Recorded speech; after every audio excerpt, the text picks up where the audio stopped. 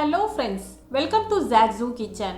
இன்னைக்கு நம்ம zaagzoogkitchenல பார்க்க போறது Cook with Comaliல விசித்ரா சிஸ்டர் செஞ்சு வின் பண்ண SEERAGA SAMBA chicken biryani recipe தான் பார்க்க போறோம். நான் இந்த chicken biryaniயை முஸ்லிம் வீடுகள்ல எப்படி செய்வாங்களோ அதே டேஸ்ட்ல அதே ஸ்டைல்ல செஞ்சிருக்கேன். இந்த chicken biryaniயை கொலஞ்சிராம ரைஸ் உதிரியா பிரியாணி மசாலா வீட்லயே ரெடி பண்ணி அட்டகாசமான டேஸ்ட்ல பிகினர்ஸ் கூட ரொம்ப குயிக்கா ஈஸியா செஞ்சிரலாம். फ्रेंड्स இந்த வீடியோ உங்களுக்கு பிடிச்சிருந்ததுனா லைக் பண்ணி ஷேர் பண்ணி Subscribe பண்ணிக்கங்க. இந்த வீடியோ உங்களுக்கு பிடிச்சிருந்ததுனா வீடியோக்கு ஒரு லைக் கொடுங்க फ्रेंड्स. ஃபர்ஸ்ட் பிரியாணிக்கு அரிசியை ஊற வச்சுக்கலாம். நான் காப்படி சீரக சம்பா ரைஸ் எடுத்திருக்கேன். இது 1/2 கிலோக்கு கொஞ்சம் கம்மியா இருக்கும். சீரக சம்பா ரைஸ் பெருவெட்டா இல்லாம இந்த மாதிரி பொடியா இருக்கிற மாதிரி எடுத்துக்கணும். இதுல தண்ணி சேர்த்து 2-3 தடவை அலசிட்டு இப்போ இதுல அரிசி மூழ்கிற அளவுக்கு தண்ணி சேர்த்துட்டு அரிசியை 1/2 மணி நேரத்துக்கு ஊற வச்சுக்கலாம். நான் 600 கிராம் போனுள்ள சிக்கன் நல்லா வாஷ் பண்ணிட்டு எடுத்திருக்கேன். இது கூடவே 3 மீடியம் சைஸ் பெரிய வெங்காயத்தை நீல வாக்கில் இந்த மாதிரி கட் பண்ணி வச்சிருக்கேன். 3 சின்ன தக்காளியை நீல வாக்கில் இந்த மாதிரி கட் பண்ணி வச்சிருக்கேன். 3 பச்சை மிளகாவும் சேர்த்து வச்சிருக்கேன். கொத்தமல்லி புதினா ஒரு கைப்பிடி வீதம் கட் பண்ணி வச்சிருக்கேன். ஹோம் மேடா தான் பிரியாணி மசாலா ரெடி பண்ண போறோம். 3 சைஸ் பட்டை, 4 கிராம்பு, 4 ஏலக்காய் இதை மிக்ஸி ஜார்ல சேர்த்துட்டு நல்லா நைஸா பொடி பண்ணி வச்சுக்கணும். இதுதான் நம்ம ஹோம்மேட் பிரியாணி மசாலா. இப்போ பிரியாணி தாளிச்சிடலாம். ஒரு அகலமான பெரிய பாத்திரத்துல 1/2 கப்பு எண்ணெய், அதாவது 125 ml எண்ணெய் சேர்த்துக்கிறேன். எண்ணெய் சூடானதும் 2 பிரிஞ்சி இலை, 3 கிராம்பு, 3 ஏலக்காய், 1 ஸ்டார் அனில் சேர்த்துக்கணும். இது எல்லாம் பொரிஞ்சதும் இப்போ இதில் நம்ம கட் பண்ணி வச்சிருந்தா ஆனியனை சேர்த்துக்கலாம். ஆனியனை கைவிடாம கிளறிட்டு நல்ல கோல்டன் ப்ரௌனாக ஃப்ரை பண்ணணும். ஃப்ரெண்ட்ஸ், பிரியாணிக்கு ரொம்ப இம்பார்ட்டன்ட் இந்த ஆனியன் தான். வெங்காயத்தை நல்ல கோல்டன் ப்ரௌனாக ஃப்ரை பண்ணாதான் பிரியாணியோட டேஸ்ட்டும் நல்லா இருக்கும். பாருங்க ஃப்ரெண்ட்ஸ், ஆனியன் நல்ல கோல்டன் ப்ரௌனாக ஃப்ரை ஆயிடுச்சு. இந்த அளவுக்கு ஃப்ரை பண்ணிக்கணும். இப்போ இதில் 1 டீஸ்பூன் காஷ்மீரி சில்லி பவுடர் சேர்த்துட்டு நல்லா கலந்துக்கிறேன். நீங்கள் நார்மல் மிளகாய் தூள் சேர்க்குறதாண்டா 3/4 டீஸ்பூன் சேர்த்துக்கங்க. இப்போ இதில் 2 டேபிள் ஸ்பூன் இஞ்சி பூண்டு பேஸ்ட் சேர்த்துட்டு வதக்கிக்கணும். இப்போ இஞ்சி பூண்டோட பச்சை வாசம்லாம் போயிட்டு நல்லா வதங்கிடுச்சு. இப்போ இதில் கட் பண்ணி வச்சிருந்தா தக்காளி அண்டு பச்சை மிளகாவையும் சேர்த்துக்கிறேன். பொடியாக கட் பண்ணி வச்சிருந்தா கொத்தமல்லி புதினாவையும் சேர்த்துக்கணும்.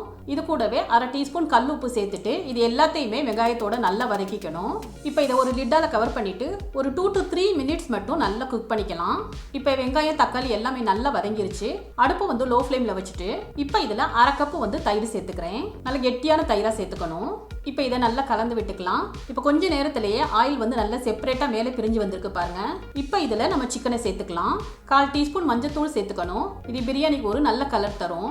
இது எல்லாத்தையுமே நல்லா கலந்துட்டு சுருள வதக்கிக்கணும். இப்போ நம்ம பொடி பண்ணி வச்சிருந்தா கரம் மசாலாவை சேர்த்துக்கலாம். இது கூடவே சிக்கனுக்கு தேவையான உப்பு சேர்த்துக்கணும். நான் கல் உப்பு 1/2 டீஸ்பூன் சேர்த்துக்கிறேன். இப்போ அடுப்பை ஹை ஃப்ளேமில் வச்சுட்டு இதை லிட்டால கவர் பண்ணிட்டு 4 நிமிஷத்துக்கு சிக்கனை குக் பண்ணிக்கலாம்.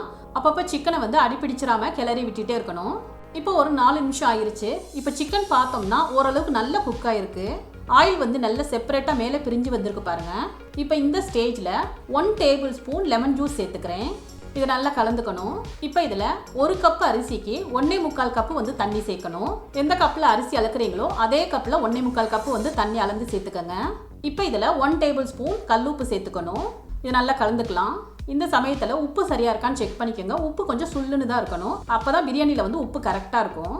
இப்போ லிட்டால் கவர் பண்ணிட்டு ஹை ஃப்ளேமில் வச்சுட்டு தண்ணியை கொதிக்க வச்சுக்கலாம். இப்போ தண்ணி நல்லா கொதிச்சிருச்சு. இப்போ ஊற வச்ச அரிசியை தண்ணியெல்லாம் நல்லா வடிச்சிட்டு இப்போ இதில் சேர்த்துக்கணும்.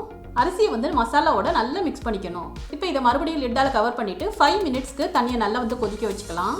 இப்போ கொஞ்ச நேரத்திலேயே தண்ணி நல்லா வத்திருச்சு. இப்போ தண்ணி கொஞ்சம் நல்லா வத்திட்டு அரிசியும் தண்ணியும் இந்த மாதிரி இருக்கு பாருங்க. இந்த லெவல் தான் தம்க்கு போடுறதுக்கு கரெக்டான ஸ்டேஜ். இப்போ இதில் 2 டேபிள் ஸ்பூன் நெய் சேர்த்துக்கிறேன். நெய் ஆப்ஷனல் தான், உங்களுக்கு தேவையில்லைன்னா நீங்கள் ஸ்கிப் பண்ணிக்கலாம். இப்போ இதை ஒரு ஃபாயிலால் கவர் பண்ணிட்டு இதில் லிட்டால க்ளோஸ் பண்ணிக்கணும். அடுப்பை லோ ஃப்ளேமில் வச்சுட்டு ஒரு தோசைக்கல்ல பிளேஸ் பண்ணிக்கிறேன். இப்போ இதில் பிரியாணி பாட்டை பிளேஸ் பண்ணிக்கலாம். 15 மினிட்ஸ்க்கு அப்படியே தம்மில் வச்சிடலாம். இப்போ அதுக்குள்ளே நம்ம சிக்கன் வறுவலுக்காக ஒரு பிளேட்டில் இஞ்சி பூண்டு பேஸ்ட் 1/2 டீஸ்பூன், மிளகாய் தூள் 1/2 teaspoon, chicken 65 powder 1 teaspoon, salt 1/4 teaspoon, oil 1 teaspoon, lemon juice 1 teaspoon, garam masala 1/2 teaspoon, food colour ஒரு பிஞ்ச் சேர்த்துட்டு இது எல்லாத்தையுமே நல்லா கலந்துக்கணும். இப்போ இந்த மாதிரி ஒரு லெக் பீஸ் எடுத்திருக்கேன். இதில் இந்த மசாலா நல்லா அப்ளை பண்ணிக்கணும். மசாலா அப்ளை பண்ணதும் இதை ஒரு 15 மினிட்ஸ்க்கு அப்படியே மேரினேட் பண்ணி வச்சிடலாம். இப்போ பிரியாணி தம்க்கு விட்டு 15 மினிட்ஸ் ஆயிடுச்சு. இதை ஓப்பன் பண்ணிடலாம். இப்போ பிரியாணியை கீழேருந்து எடுத்து மேலே இந்த மாதிரி திருப்பி விட்டுக்கணும். இந்த மாதிரி பிரியாணி திருப்பி விடுறப்ப தான் ரைஸ் ஒரே மாதிரி குக் ஆகும். இப்போ இதை மறுபடியும் கவர் பண்ணிட்டு 5 மினிட்ஸ்க்கு மட்டும் தம்ல வச்சுட்டு அடுப்பு ஆஃப் பண்ணிக்கலாம். இப்போ மேரினேட் பண்ண சிக்கனை வந்து இந்த மாதிரி ஒரு கிரில் பேனில் கொஞ்சம் ஆயில் அப்ளை பண்ணிவிட்டு சிக்கன் பீஸை சேர்த்துக்கிறேன். கவர் பண்ணிவிட்டு திருப்பி விட்டு நம்ம சிக்கனை வந்து குக் பண்ணிக்கணும். இப்போ நம்ம சிக்கன் ஃப்ரையும் ரெடி ஆயிடுச்சு. இப்போ பிரியாணியையும் பார்த்துடலாம். பிரியாணி வந்து நல்ல பெர்ஃபெக்டாக குக் ஆகிருக்கு பாருங்க. இதை கீழே இருந்து மறுபடியும் ஒரு தடவை மேலே திருப்பி விட்டுக்கணும். ரைஸ் நல்ல உதிரியாக இருக்குது. சுத்தமாக கீழே அடிப்பிடிக்கல பாருங்க. சிக்கன் நல்லா குக் ஆகிருக்கு. பிரியாணி நல்ல கமகமன்னு வாசமாக இருக்குது. கண்டிப்பாக ஒரு தடவை ட்ரை பண்ணி பாருங்கள்.